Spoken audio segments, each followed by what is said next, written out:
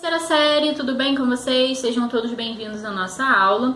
Hoje nós vamos fazer a correção do dever de casa da aula passada, né? Eu pedi que vocês fizessem o exercício 1, né? Exercício de fixação, na página 24, não é isso? Então vamos lá, deixa eu colocar meus óculos aqui. Vamos à correção, então, do exercício. Bem, é um exercício da Unicamp, tá? Do vestibular da Unicamp, que é um vestibular considerado assim difícil, né? Tem um alto nível de exigência. Então vamos ver qual foi a questão que a Unicamp trouxe aqui pra gente. Vamos lá. Leia com atenção o texto abaixo. Não há como se cogitar do abandono do sistema de reajustes indexados e automáticos. Em suas linhas gerais, a legislação salarial deve ser mantida, por ser tecnicamente melhor do que as suas antecessoras. Impõe-se, entretanto, um tratamento adequado ao piso salarial nacional e sua completa e definitiva desvinculação de outros salários. Não é justo que, enquanto alguns são pagos à razão de meio, 1, 2 ou 3 salários mínimos, outros consigam ganhar 50, 100, 200 ou 300 vezes mais. É fundamental, finalmente, que as negociações sindicais ou com as empresas sejam livres e responsáveis, tomando como parâmetro os dados objetivos da realidade. Então, a gente tem aqui, né, um trechinho, né, de um texto publicado no jornal Folha de São Paulo, né, 30 de novembro de 1987. Vejam só.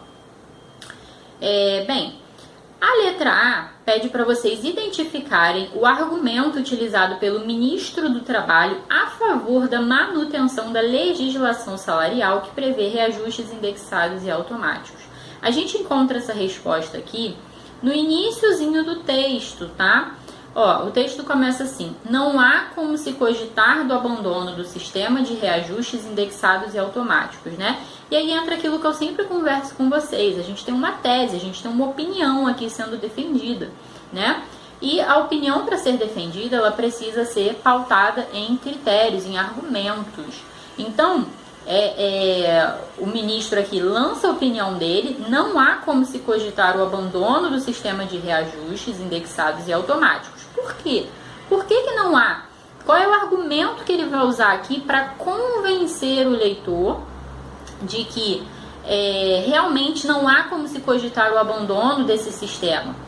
Em suas linhas gerais, a legislação salarial deve ser mantida.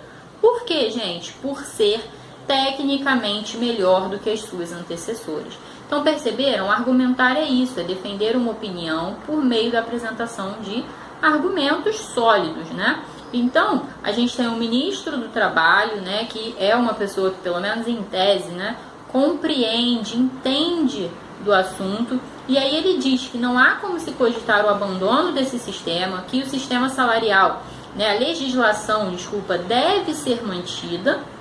E qual é o argumento que ele usa para comprovar a sua tese? Por ser tecnicamente melhor do que as suas antecessoras. Beleza? Então, letra A respondida. Vamos para a letra B? A palavra que marca sintaticamente a oposição entre os assalariados que ganham pouco e aqueles que ganham muito.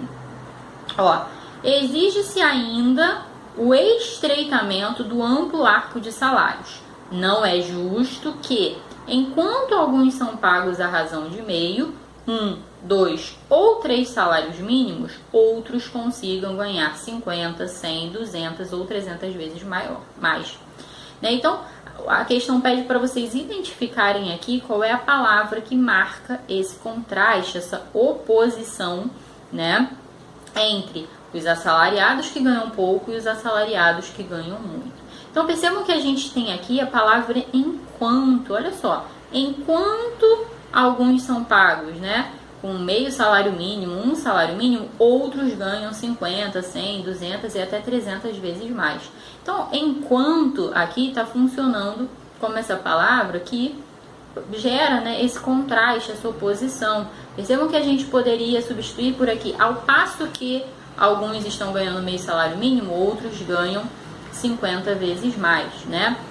Embora alguns ganhem meio salário mínimo, outros ganham, né, ao mesmo tempo, né, em que uns estão ganhando tão mal, outros estão ganhando tão bem. Então a gente tem sim uma oposição aqui, né, que é marcada por essa palavra enquanto, né, que faz justamente esse contraponto. Enquanto uns ganham muito, outros ganham muito pouco, né?